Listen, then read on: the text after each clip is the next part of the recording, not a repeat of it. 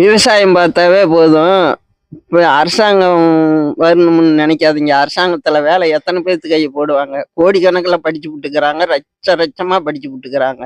விவசாயம் இருந்தா போதும். விவசாயத்துல தான் மதிப்பே. அதுதான் நம்மளுக்கு சோறு போடுற தெய்வமே. அத நினைச்சு பார்த்து நீங்க சிந்திச்சு முடிவெடுங்க. நியாயமா படிச்சுக்கணும். ஏழையோ, பாழையோ கொஞ்சமா படிச்சு நல்ல முறையில நம்மளுக்கு கையெழுத்து போட்டு நல்லா விவரம் தெரிஞ்சா போதும். தேவையான அளவுக்கு படிச்சுக்கணும். நல்ல முறையா படிச்சுக்கலாம். கொஞ்சமா படிச்சுக்கிட்டு போதும். நாம பணக்காரனாவும் வாழணும்னு நினைக்க கூடாது. இந்த பொழப்பே போதும். நியாயமா பெத்தவங்களுக்கு சோறு போடணும்.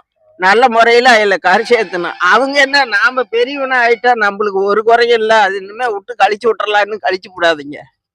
பீடி சிகரெட்டு எதுவும் குடிக்க கூடாது. நல்ல முறையில வாழ்ந்து காட்டணும். இந்த இந்த எல்லாம் இந்த கடையில வாங்கி குடிக்கிறாங்களே பாட்டில்ல கொண்டாந்து, அதே இது குடிக்காதீங்க. அதெல்லாம் உடம்புக்கு ஆபத்து. அது குடிக்கவே கூடாது. நம்ம தப்பு. நியாயமா பொழைங்க.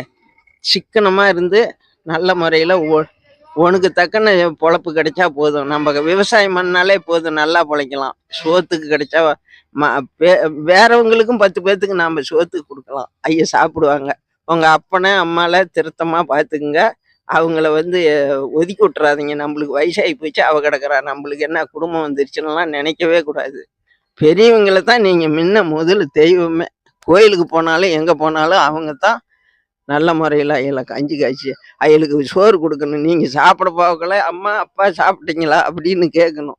இப்ப என்னாட்டமே ஒரு ஆயா 110 வருஷத்து ஆயா விவசாயம் பண்ணிச்சு. நானே இந்த டிவியில பார்த்தேன். எப்படி அந்த ஆயா மம்டி எடுத்துக்கிட்டு வேலைக்கு போகுது வயக்காட்டுல இறங்குறதுக்கு. நான் என் கண்ணால பார்த்தேன். அப்படி புத்தியா வயக்காட்டு வேலை செஞ்சா கூட கௌரவமா குடும்பத்தோட பொண்டாட்டி பிள்ளைய வச்சு நியாயமா பொழைச்சிக்குங்க. எந்த வேலை செஞ்சாலும் எந்த வேலை செஞ்சாலும் நியாயமா செய்யணும். நம்ம அப்படி இப்படி தெரிய கூடாது. நம்மளுக்கு அது இருந்தா போதும், இது பணக்காரனா ஆகலான்னு நினைச்சு கூட பார்க்காதீங்க. நியாயமா விவசாயம் பண்ணாலே நல்லா பொழைக்கலாம்.